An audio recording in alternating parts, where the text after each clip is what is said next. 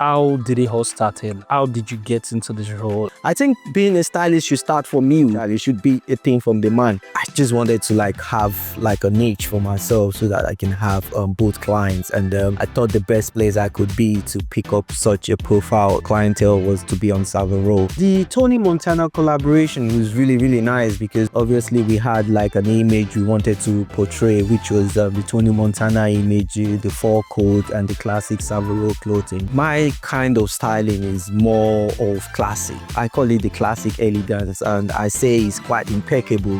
I learned a lot while working with these high profile people because of their attention to details, how they want their clothes to be. And being on Savile Row has given me that niche to mingle around these high profile people. He actually wanted the same garment that was worn by King Charles. So he actually took about 8 months to have that outfit. And I think dressing well is good business.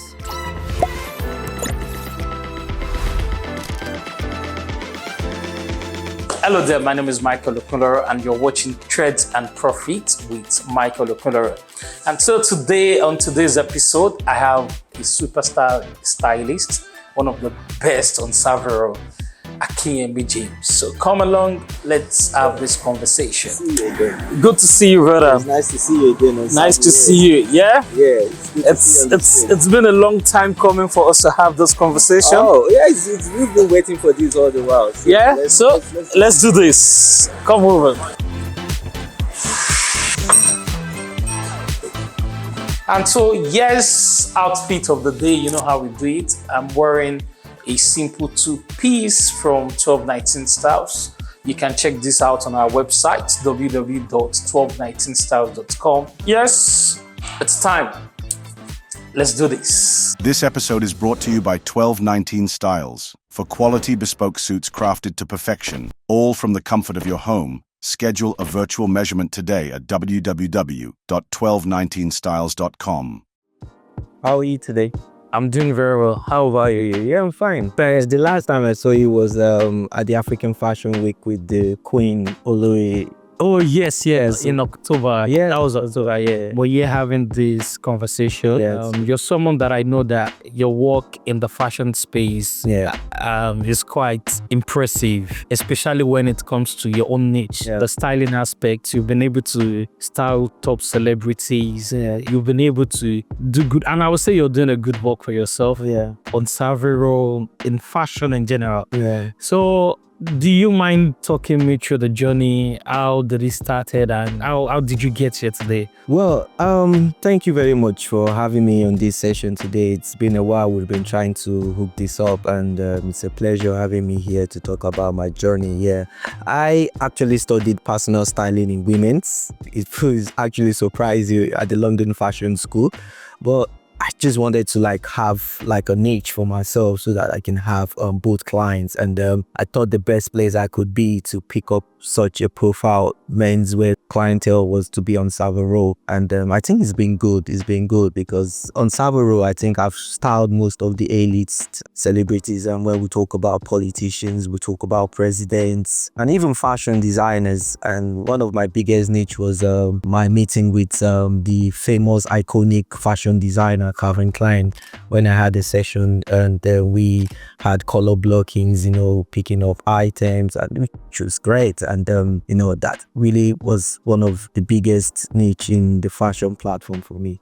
You were able to style Calvin Klein. Yeah, we were able to create an image. Obviously we were picking up items, and I was privileged to be the one working with him that day. Oh, how did that come about? It just walked in. It just walked in Savile Row, and I didn't even know it was Calvin Klein. It was just after we've had the session, and we were picking up items, and I was going to swipe his American Express card, and I found out that it was Calvin Klein. I think that was just very impressive for me. Oh, wow. So how did that make you feel? Well, as a stylist, about your work? Yeah, I felt very good because, initially when I didn't know he was Calvin Klein, but later on when I found out he was Calvin Klein, I had a deep conversation with him, and he had an autograph written for me. He said, he actually had a nice time whenever I'm in the US, I should come around. I think that was good. Yeah. Very impressive to hear. I know you styled Skepta, one of your recent work. Yeah. I actually like the one, I like the styling you did for Skepta and Portable. Audible, yeah. And it was so nice seeing what you did with Portable. No offense, but seeing who Portable is, especially coming from a zone background, the street boy, Yeah. and you styling him brought out another image of Portable that we've never seen before. How did that come about? What was Yeah, the Tony Montana collaboration was really, really nice because with Skepta was a bit particular with any, when Skepta does anything, it's always a peak, it wants everything smooth. And obviously we had like an image we wanted to portray, which was the Tony Montana image, the fur coat and the classic Savile Row clothing. So with Portable was fine with it. It was very calm and collective. It made me laugh all through the sessions. I really enjoyed it. Like, it was nice. And when the music came out, Skepta had told me, James, I would like you to be part of this. And, we had me pushing the trolley, from the Savile Hotel, which is very prestige. We had a nice time. We had the first session at the Savoy Hotel. Then we had the second session, which they were all Skepta and the old Big Smoke thing were all dressed on Savile Row suits. and you styled every one of them? Yeah, that was quite impressive. That was very, very good. I really enjoyed that. Initially before then we had Tribal Mark, which was Skepta's movie. That was like the Black James Bond when they had all the old Big Smoke team all dressed in a classic Savile Row tuxedo. That was initially before Tony Montana. And that was an episode that came out on British Vogue. So I actually started 2024 with Skepta on British Vogue, which was quite impressive. Wow, I would say you had a remarkable 20. Yeah, I would say that. Yep. Let's take it back a bit. Your work speaks for itself. Yeah.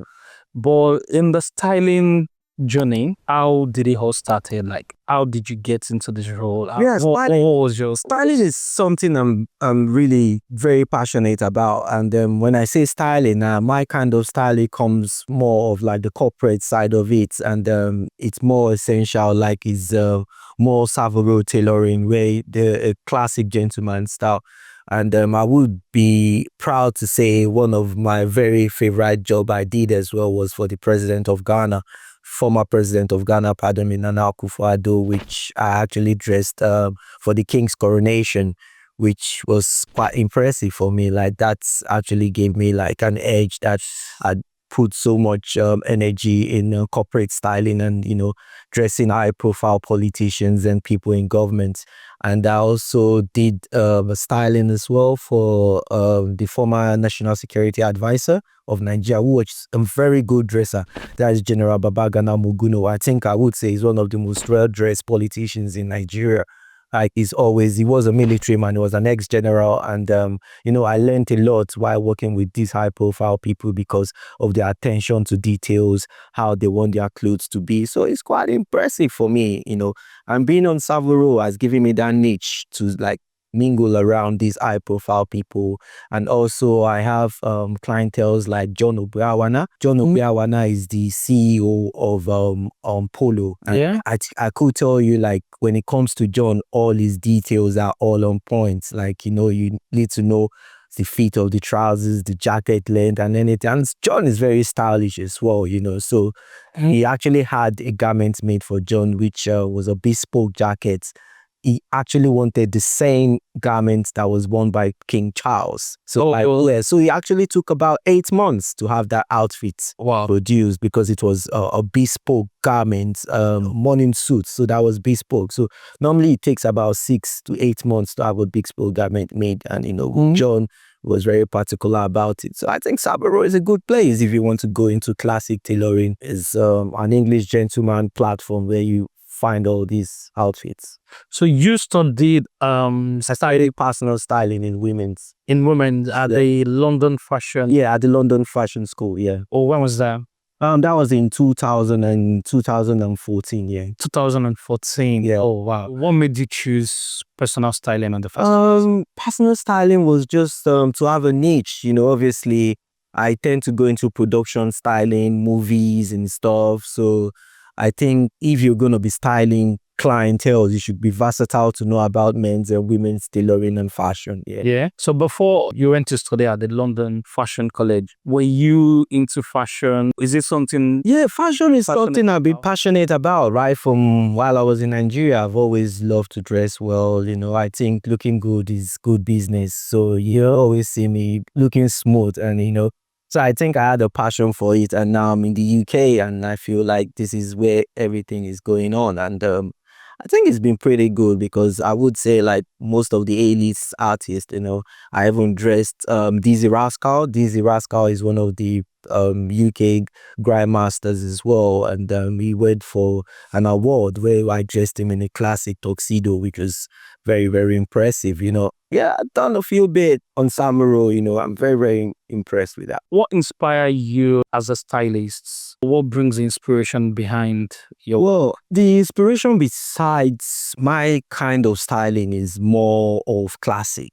I call it the classic elegance. We call it traditional English style. Yeah. A gentleman style with strong shoulders of jackets, trousers long enough to the knees, having a break. So I think my kind of styling is of an A class, and I say it's quite impeccable because it's more comes from the military background. Yeah, the military background, because the Savile Row tailoring initially comes back from the military.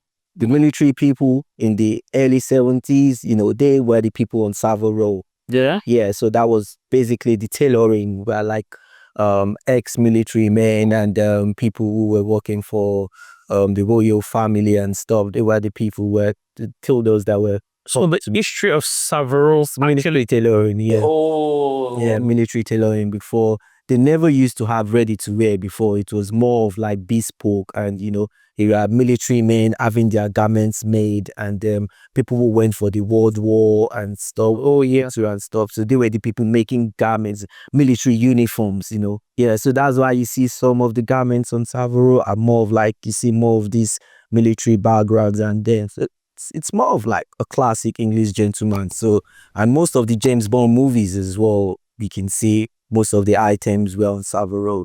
Do you like James Bond? Of course, Sean Connery is one of my favorites. Sean Connery is one of my favorite James Bond. And I feel the classic English gentleman, you should have a niche. When you hear James Bond, you will be thinking about a classic English suit. You'll be thinking about a tuxedo, so it was so smooth. So I think all the James Bond brand initially all comes from tailoring as well, classic English tailoring. And we're looking forward to see how good things will go along the line. Maybe eventually we're going to have a black James Bond, but Skepta has been like a big influence of this, speaking out, putting up the style there, bringing out the black James Bond. We have people like Idris Elba and, these are big platforms now. These are people who are bringing out the heritage of a classic English gentleman. So what are we to expect from you? What's the future like?